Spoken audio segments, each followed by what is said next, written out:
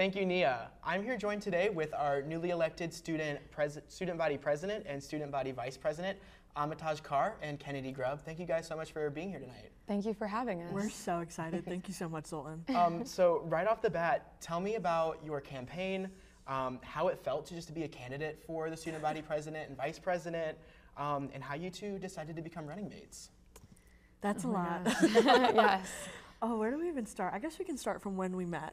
Yeah, that's a good place. You want to go ahead with that? So Amitoj and I met actually our freshman year here at Miami, and we met before the school year even started. So we did a program that Miami offered when we were freshmen. It was called Empowering Leadership at Miami, and it was basically a program that focused on women in leadership.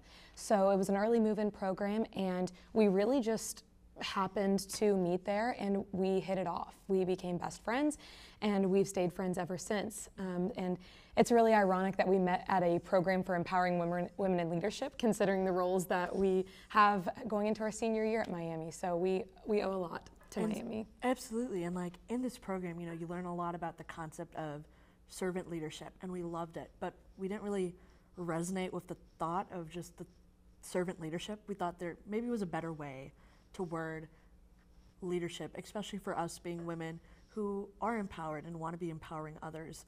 And so we'd always joked, like, what if one day we ran for student body president, vice president? And she never thought I was serious. And Kennedy went to basic training, technical training, and came home in August. And I said, so we're doing this, right? And she was like, well, you know, if there's anyone I would do it with, it would be you. So, and I was like, let's do it. You know, and I'm so grateful she thought of me in that sense, because I think from day one, we were always aligned in our values of going back to ELAM and going, okay, our campaign is going to be about leading with love. And we said it out loud one day and we were like, because we were like, that's perfect. It was perfect. That's going to be our slogan. That's going to be the height of our campaign. It really embodied everything that we wanted to do and everything, the way that we wanted to run this university if we were elected. And our campaign was not an ordinary one.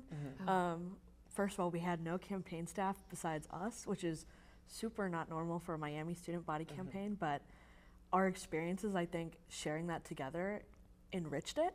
Absolutely. You know, just having one another to rely on and going to all of these student orgs, receiving these endorsements from the student body, managing our social media page, I think it kept us going during a really exhausting time. It strengthened our relationship, and I think it put us in a really good place to move forward in leading the student body.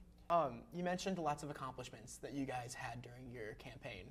One of the biggest ones and a historical moment for student body at Miami is being endorsed bipartisan. Both the Democratic and Republican groups here on campus endorsed you guys.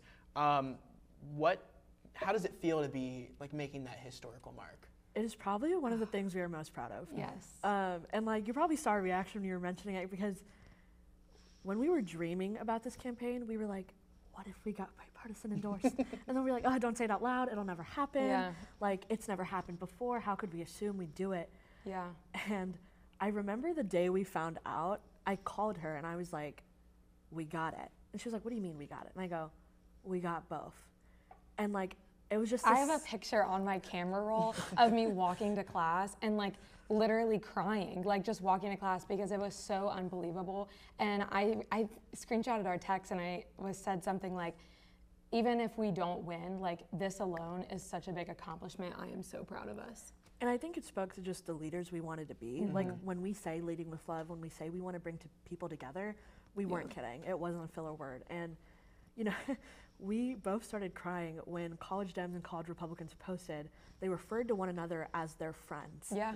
And I don't think I've ever seen that during my time here on campus. And we were like, wow, like we've really started a movement. Yeah. And it's just like, I think when we're old and have kids, like we're gonna tell them about it. Like it is probably one of our proudest moments in our undergraduate careers. That is like amazing for you guys. And honestly, like I said, making history here at Miami. But the campaign's over now. You guys got your positions, you know, got the votes. What can students expect in the coming year? You guys have a lot of highlighted areas on your Instagram page of things to expect. Why don't you tell us like one really big plan that you guys have moving forward? Oh, where do we start? I guess if I go away from the platform, if we go away from, you know, our policy pieces, you can expect a lot of more school spirit. Yes. And that sounds like a silly answer because you're like, what is she talking about? But I think especially in a post-pandemic era, there's been a lack of unity within the Miami community because it's like, how do we talk to one another? Do people go to football events? Who do I go with? Or who is student body president?